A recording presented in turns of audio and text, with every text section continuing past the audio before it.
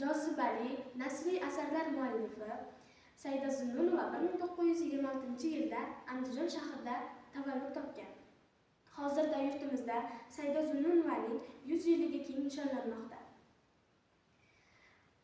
Xushqanotli ijodkor adib Said Ahmadning turmush o'rtog'i va sevimli rafiqasi edi.